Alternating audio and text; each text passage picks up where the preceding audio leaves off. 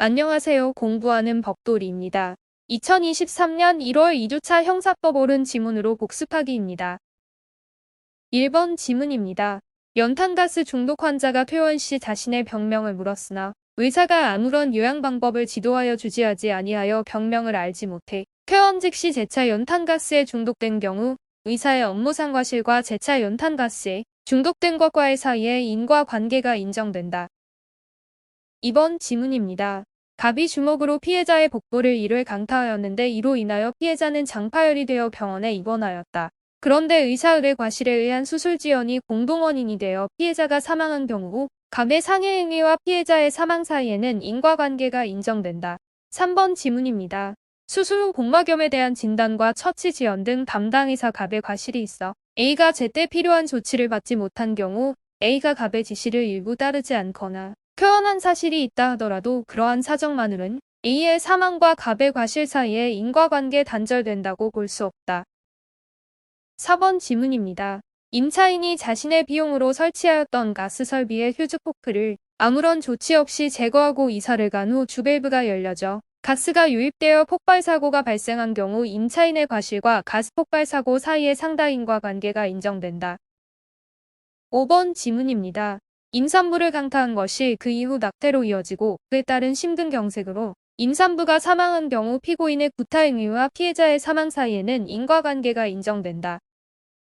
6번 지문입니다. 검사는 상당하다고 인정하는 때에는 전문수사자문위원회 지정을 취소할 수 있다. 7번 지문입니다.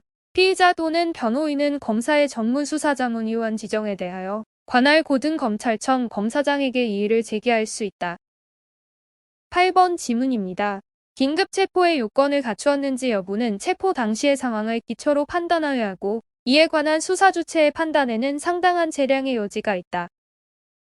9번 지문입니다. 검사 또는 사법경찰관은 긴급 체포된 자가 소유 소지 또는 보관하는 물건에 대하여 긴급히 압수할 필요가 있는 경우에는 체포한 때부터 24시간 이내에 하나여 영장 없이 압수수색 또는 검증을 할 수 있다. 10번 지문입니다. 검사 등이 아닌 이에 의하여 현행범인이 체포된 후 불필요한 지체 없이 검사 등에게 인도된 경우 위 48시간의 기산점은 체포시가 아니라 검사 등이 현행범인을 인도받은 때라고 할 것이다. 11번 지문입니다. 조제를 거절한다는 이유로 갑이 A의 배를 발로 차고 얼굴을 주먹으로 때리자 A가 계속되는 갑의 상해 행위를 피하려고 도로를 건너 도주하다가 차량에 치여 사망한 경우 갑에게는 상해치사죄가 성립한다. 12번 지문입니다. 조건설은 가벌성의 영역을 제한하는 것이 아니라 오히려 확대한다. 13번 지문입니다. 갑이 방어한 집으로 의리 가재도구를 꺼내려고 들어갔다가 불에 휩싸여 의리 사망한 경우 발생된 사망의 결과에 대한 형사 책임은 갑에게 귀속되지 않는다. 14번 지문입니다. 과실범위 독립행위가 경합하여 결과 발생의 원인된 행위가 판명되지 아니한 때에는 각 행위자를 미수범으로 처벌하여야 하지만 과실범의 미수는 처벌되지 않으므로 무죄이다. 15번 지문입니다. 초지조성공사를 도급받은 수급인이 산불작업을 하도급 중 이후 그 작업을 감독하지 아니한 잘못과 그 하수급인의 과실로 인하여 발생한 산림실화 사이에는 상당 인과관계가 있는 과실이라고 할 수 없다. 16번 지문입니다. 체포 또는 구속의 적부심사 청구에 대한 결정은 체포 또는 구속된 피의자에 대한 신문이 종료된 때로부터 24시간 이내에 이르러야 한다. 17번 지문입니다. 긴급체포 후 석방된 자 또는 그 변호인 법정 대리인 배우자, 직계 친족 형제자매는 통지서 및 관련 서류를 열람하거나 등사할 수 있다. 18번 지문입니다. 긴급 체포되었지만 구속영장을 청구하지 아니하거나 구속영장을 발부받지 못하여 석방된 자는 영장 없이는 동일한 범죄 사실에 관하여 다시 체포하지 못한다. 19번 지문입니다. 범죄의 실행의 직후인 자라고 함은 범죄의 실행행위를 종료한 직후의 범인이라는 것이 체포하는 자의 입장에서 볼 때 명백한 경우를 일컫는 것이다. 20번 지문입니다.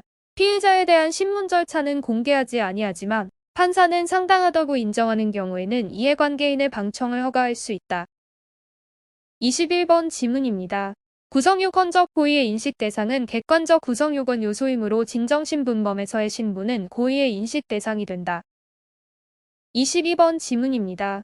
친족 상도례의 친족 관계는 객관적으로 존재하면 조카고행이자가 이를 인식할 필요는 없다. 23번 지문입니다. 강도가 베개로 피해자의 머리 부분을 약 3분간 누르던 중 피해자가 저항을 멈추고 사지가 늘어졌음에도 계속하여 누른 행위에 살해의 고의가 있다. 24번 지문입니다. 운전면허증 앞면에 적성 검사기간이 기재되어 있고 뒷면 하단에 경고 문구가 있다는 점만으로 피고인이 정기적성 검사 미필로 면허가 취소된 사실을 미필적으로나마 인식하였다고 추단하기 어렵다. 25번 지문입니다. 명예훼손죄에 있어서 적시된 사실이 진실하고 공공의 이익을 위한 것이라는 사실은 위법성 조각사유에서의 객관적 상황에 해당하므로 구성요건적 고의의 인식 대상이 아니다. 오늘 준비한 내용은 여기까지입니다. 여러분의 꿈을 응원합니다. 마지막으로 여러분의 구독과 좋아요는 큰 힘이 됩니다. 공부하는 벅돌이었습니다. 감사합니다.